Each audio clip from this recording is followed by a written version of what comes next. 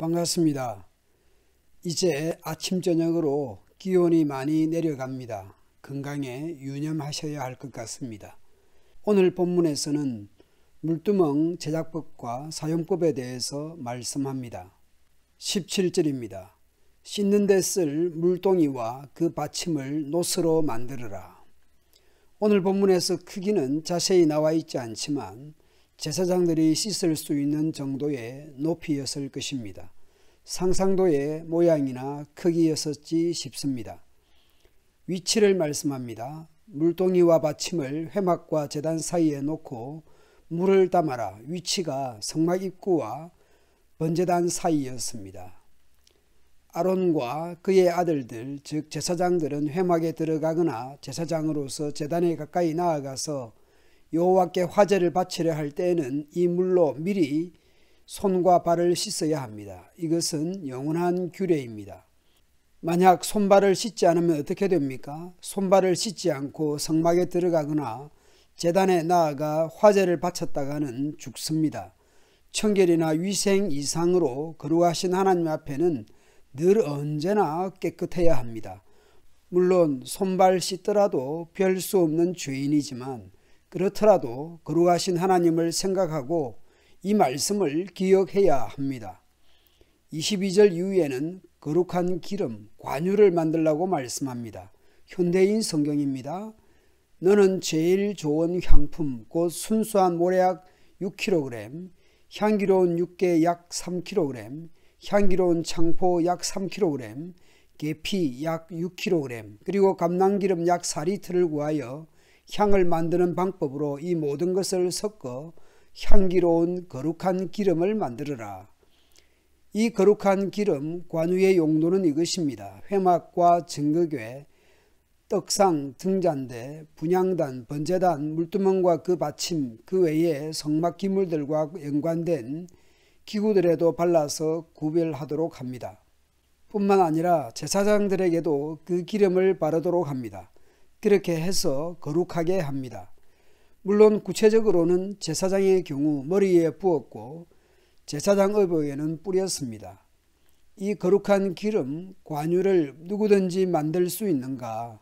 거룩한 기름, 관유를 사람의 몸에 붓거나 만들거나 해서는 안 됩니다.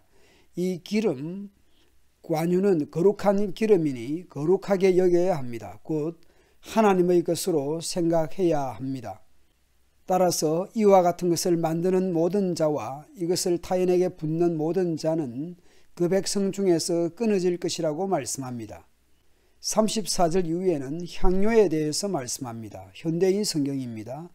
모략과 섭족의 가루와 페르시아 수지와 순수한 유향을 똑같은 중량으로 섞어 향수를 만드는 방법으로 향을 만들고 거기에 소금을 쳐서 깨끗하고 거룩하게 하여라. 그 향 얼마를 빻아 곱게 가루를 만들어 내가 너와 만난 성막 안 법궤 안에 두어라. 고체로 된 것을 만들어서 성소 내의 분향단, 금향단 곁에 두고 곱게 가루를 내어서 향단 위에서 태웠을 것으로 보입니다. 이 향료 역시 만들거나 하면 누구든지 자기 백성 가운데서 제거될 것입니다. 오늘 본문에서 관유, 거룩한 기름, 향단에 피워드리는 향 등의 제조와 사용, 그리고 금지사항들이 있습니다. 하나님께서 거룩하신 분인데 성막기구들과 제사장 등 하나님의 거룩하게 하시는 방법으로 거룩하게 됩니다. 성막과 그 기구의 설계대로 제작을 하고 관유와 향도 그렇게 만들어서 바르고 뿌린다고 해서 거룩해질 수 있을까요? 그렇지 않습니다. 하나님이 정하신 원리대로 하는 것뿐만 아니라 그 하나님을 경외하는 마음과 아울러서 순종할 때에 거룩하게 됩니다. 그 관유를 만들어 바른다고 거룩하게 됩니까? 향유를 만들어 향을 피운다고 거룩하게 됩니까? 오히려 그런 거룩한 기름, 관유를 만들거나 바르거나 하면 큰 죄가 됩니다. 하나님께서 거룩하게 하는 데 있어서 그런 것들이 도구가 되는 것입니다. 도구만 있다고 거룩해지는 것이 아니라 하나님 말씀대로 만들고 하나님 말씀대로 사용될 때에 거룩해집니다. 우리의 자격이나 스펙이나 사람됨이나 그 어떤 것으로도 우리 자신을 거룩하게 의롭게 하지 못합니다. 죄와 허물로 죽은 우리가 의롭게 되는 것은 역시 하나님의 뜻대로 이루어지는 것입니다. 오직 거룩하신 하나님 말씀대로 할 때에 거룩해집니다. 삼위 하나님으로 말미암아 의롭게 됩니다. 곧 구원을 받습니다.